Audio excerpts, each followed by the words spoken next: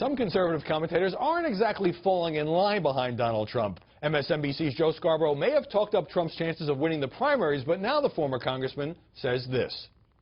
I can tell you, I'm never going to vote for a guy that is saying he's going to ban somebody just because of the God they worship. That's a reference to Trump wanting a temporary ban on Muslim immigrants. Stephen Hayes, a Fox News contributor and senior writer at this Weekly Standard, just wrote a piece titled, "No Trump." We sat down here in Studio One. Steve Hayes, welcome. Hi, how are you? As an outspoken Trump critic, are you now in an uncomfortable position that Donald Trump is going to be the nominee of what's always been the conservative party? Well, yeah, I mean, I made arguments against Donald Trump for several months now, and you don't ever like to lose arguments. On the other hand, I think it's important as a journalist, as somebody who basically has dedicated my career to try to tell the truth, to keep telling those truths, whether they're uncomfortable for me or not. Now, Trump has never tried to be the candidate of the Weekly Standard or National Review, and yet he went out and he sold his vision to 10 million Republican voters in all kinds of states. Could it be that he's more in touch with what those Republican voters want than you are? Well, certainly those Republican voters who voted for him. He didn't win a majority of Republican voters. 17 people in the field to begin with. 17 people in the field to begin with, no question. That's both a blessing and a curse for him. I think it's one of the reasons that he won.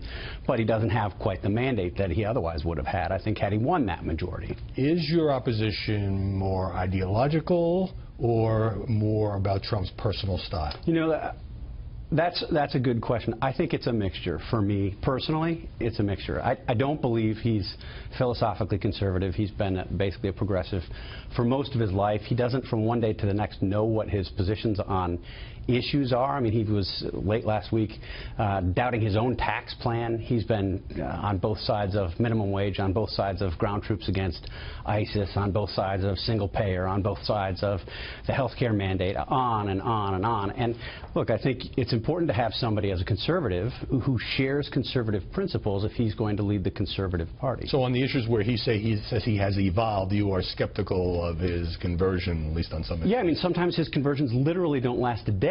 I mean, he said during a debate that he was in favor of the Obamacare mandate and literally said the next day that he then opposed it, I think because somebody got to him. But on the personal side, I mean, I do have personal objections.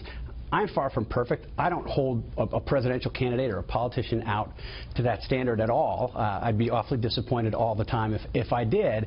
But there are certain standards, and I think that, you know, Trump, whether you're talking about his comments about women, whether you're talking about, you know, making fun of POWs, the would-be commander-in-chief, making fun of POWs. Well, we know the history, but Steve, how do you grapple with the fact that by continuing to oppose Trump, you are making it that much more likely that Hillary Clinton will be the next president? Yeah, I just don't buy the binary choice there. I mean, I think, first of all... Okay, we have a Republican nominee and a Democratic nominee. Right. Unless there is a third-party candidate, which your editor, Bill Kristol, favors, it is a binary choice. Well, six months out, I think it's still possible that there could be a third-party candidate. You've had Ben Sass, Senator Ben Sass from Nebraska, urging a third-party candidate or an independent candidate. Let's say that doesn't materialize. If it doesn't happen... Trump versus Hillary, you're still no Trump. There's not mandatory. Never Trump? There's not ever mandatory Trump. voting in the United States. I'm never Hillary.